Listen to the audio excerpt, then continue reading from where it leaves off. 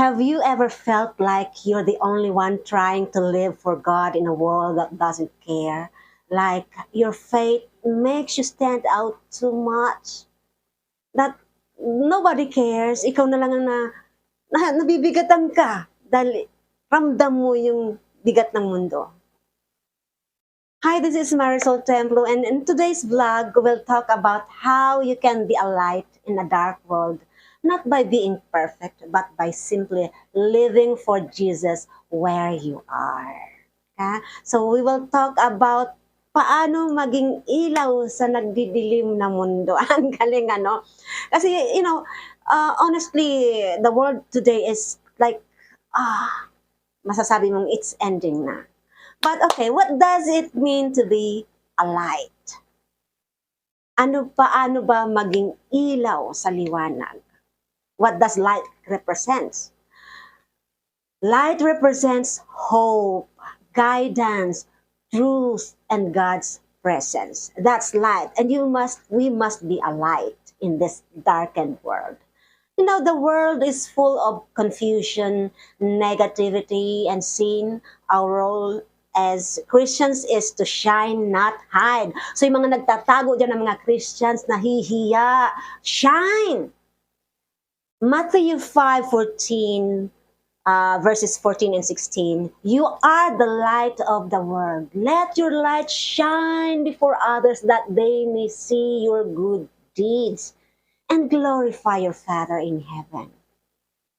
Huwag niyong itago yung liwanag na meron kayo na ibinigay sa inyo ng Panginoon nang masave kayo, nang tumanggap kayo sa Panginoon. Maging liwanag tayo. And how to shine your light? How do we shine our light?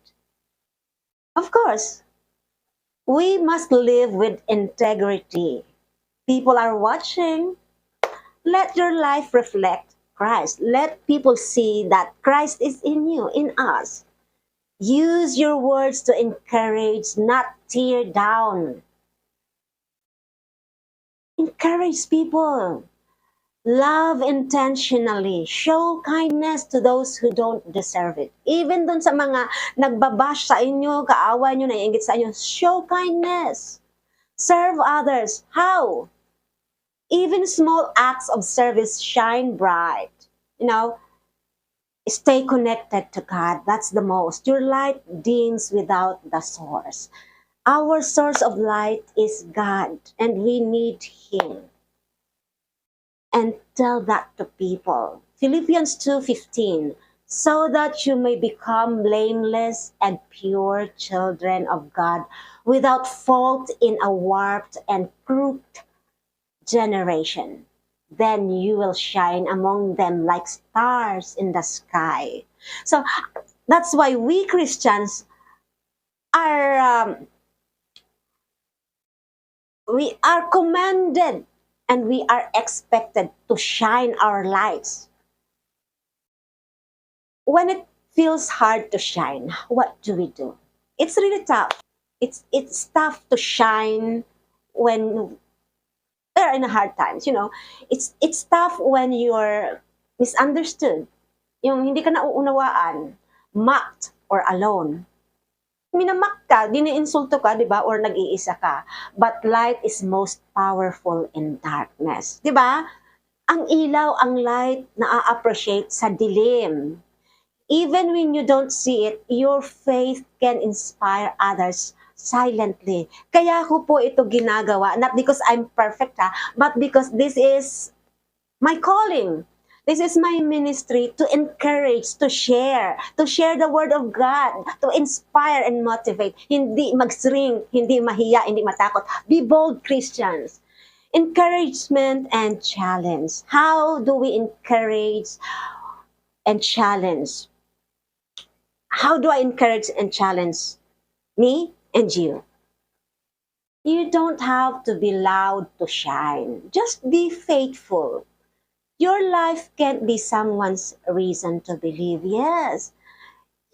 Yung ikaw, makikita mo, malaman mo, mayroon palang mga taong gusto kang gayahin. So here's my challenge for this week. Be intentional in letting your light shine. Again. You don't have to be loud to shine. Just be faithful. Your life can be someone's reason to believe. Kasi yung life mo natin, it can be a testimony to others for them to believe. So this is my challenge for you. Be intentional and letting your light shine. Say one kind thing, help someone in need, or post something. Use the social media, use Instagram, use Facebook. Something that is very encouraging, that will encourage others. So, yun po yun ang challenge ko, especially to the Christians. Ano po? We are meant to be the light.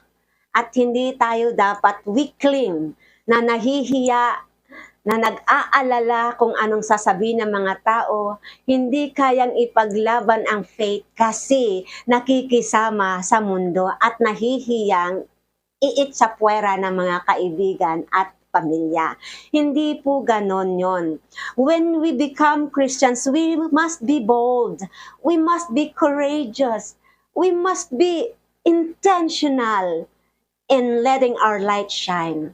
Huwag niyong itatago ang liwanag niyo. Maging gabay kayo. Opo, hindi ako nagagalit. I'm just encouraging you. I'm just reminding you.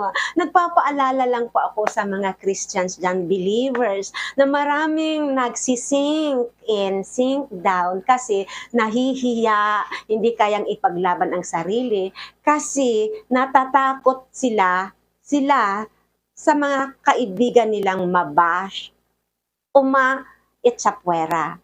Mas takot sila sa tao, mas takot sila sa mga mangyayaring kung baga sa social media, unfollow, unsubscribe, natatakot sila. Kaya nakikisama sa mundo kahit alam nilang mali.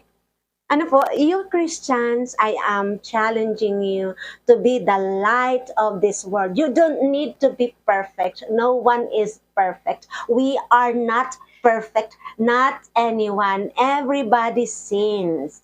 No one is perfect and no one is sinless. But that does not mean na hindi na tayo magkakamali. Hindi porke kasi natatakot kayo pag sinasabihan kayo, yan ba ang born again Christian? Yan ba ang Christian? And take note po, I don't want to offend yung iba, but being a born again Christian is it's not about a religion. It's a relationship with God. Anyone can claim to be a Christian, but inwardly, he or she is really not a Christian. They just want to belong. But to belong to the world, to belong to nagkaroon ng masasabing grupo or denomination niya, ano ba tawag doon? Ano nasabi ko, denomination, ano? Hindi ganun. Something like that. But yung iba kasi, nakikisama lang. Well, anyway, I'm not judging. Who am I to judge? I'm just observing. No? Na-observe ko kasi marami dyan. They claim to be Christians, but they really are not Christians at all. Christianity is not about a religion. Christianity is about obeying the Lord. Christianity is about throwing away sins. It does not mean na hindi ka na magkakasala. Habang nandito tayo sa mundo, nagkakasala po tayo. May kanya-kanya tayong built-in na ugali. Ako na lang di ba? Ako na lang. Sampulin ko na lang yung sarili ko, wag na kayo. Lagi akong nagbe-burst out pag napupuno ako. Minsan nakakapagsalita ako sa gigil ko, yung napuno na ako, nakapagsalita ako hindi maganda, but hinihingi ko kaagad ng tawad yun sa Panginoon at nire-remind ko ang sarili ko, oops, it's bad. You are not supposed to be doing that. So ganun yun. Hindi porke Kristiyano ka na, ay hindi ka na magkakamali. Hindi porke Kristiyano ka na, ay expected ka na to be perfect. No. Kasi we are changing from glory to glory. Kaya nga may mga transformation pong nangyayari sa atin kasi si Lord, tinatransform tayo inwardly yung pag-uugali natin. Tinatransform niya yung mga pangit sa atin para maging maganda. But it's not automatic. It's not automatic. Okay po? So, wag kayong mahihiya, wag kayong padadala, wag kayong matatakot dun sa mga taong nagmamak sa mga Christians. Kaya kayong mga Christians, tayong mga Christians, we must be bold. Mas matakot tayo kay Lord kaysa tao. Tandaan niyo po yan. Ang tao may hininga lang yan sa ilong. Pwedeng matanggal. Pero si Lord, kaya niya ang lahat. So be the light and shine. Thank you so much. At sa mga hindi pa po nakapag-subscribe dyan, please don't forget to like and subscribe and share, of course, so we can encourage others too and we can inspire them, di ba? Being the light, you must share this video. I encourage you. Ano po? So thank you so much. And just like I always say, believe in yourself, believe in God, and share love. See you in my next vlog. I love you all. God bless you. Be happy, be the light.